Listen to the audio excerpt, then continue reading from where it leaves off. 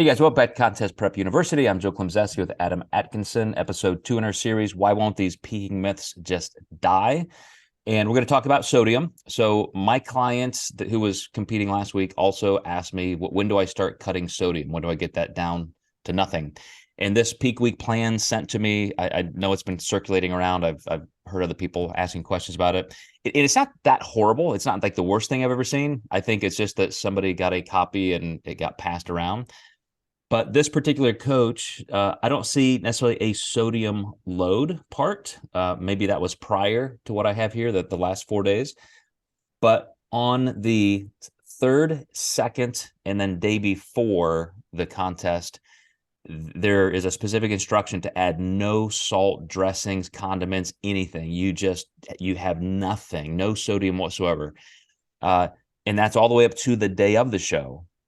Now, I don't particularly have a problem with reducing sodium a little bit if you feel like just regulating, being a little bit low is okay, because I'm probably going to want to increase and have that as a tool to use on contest day. So I don't necessarily increase it. I'm not trying to decrease it. But if we're going to do one or the other just to control the amounts, I may come down just slightly. But then on contest day, there is still nothing listed with sodium, except, and this is what makes me think this person may have listened to us at least a little bit, or have listened to people who have listened to us, because in the things to have on hand for contest day, it does include salt and vinegar chips. So I guess at some point this coach may think sodium could help, which would be a good call at this point. But without the water, with just one cap full of water, probably not going to do a lot. But what do you think about the whole sodium thing? How do you best describe that to clients, Adam? Yeah, well, you're basically pulling the minerals out of your muscle tissue that will pull water into the muscle tissue. So that's a second variable on why you're going to be flat. You definitely need sodium for good muscular contraction.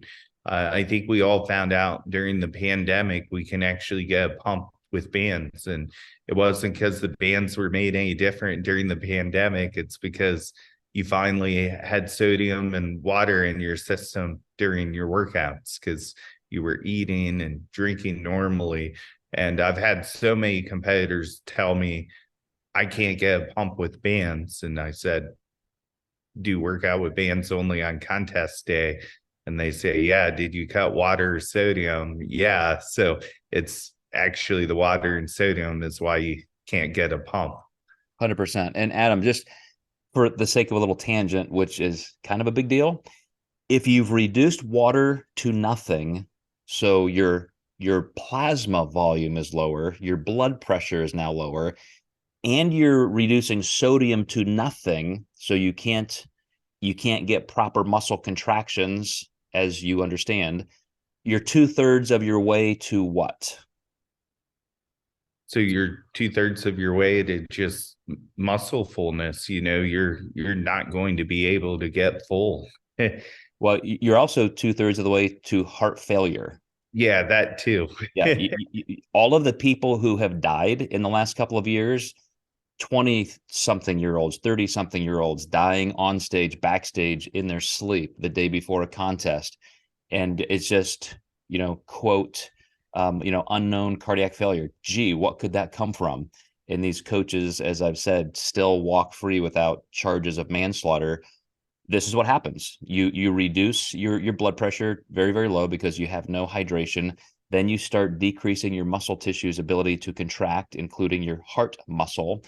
All you would need for that triad to make it happen now is massive, massive influxes of potassium.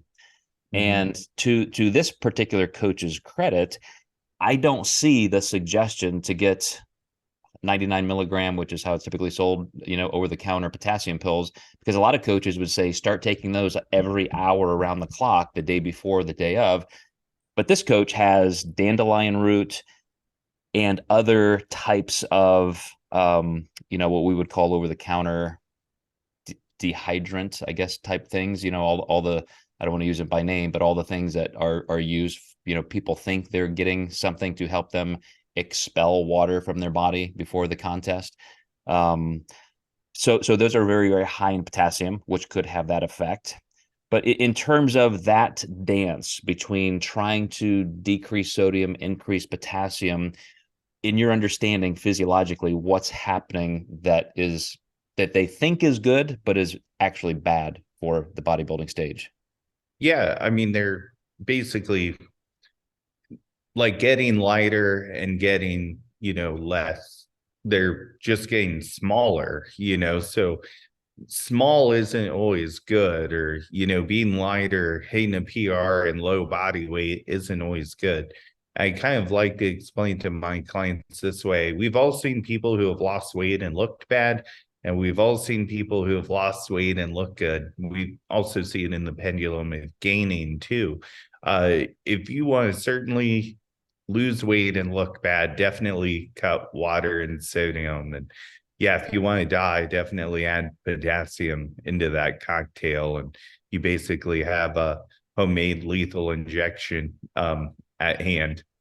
Yeah, you are literally taking the water out of the muscle cell, not out of the body. So you're doing exactly the opposite of what you want. And the reason I say this is that, I mean, this my entire career, anybody who knows my name in the sport knows my name because of this reason.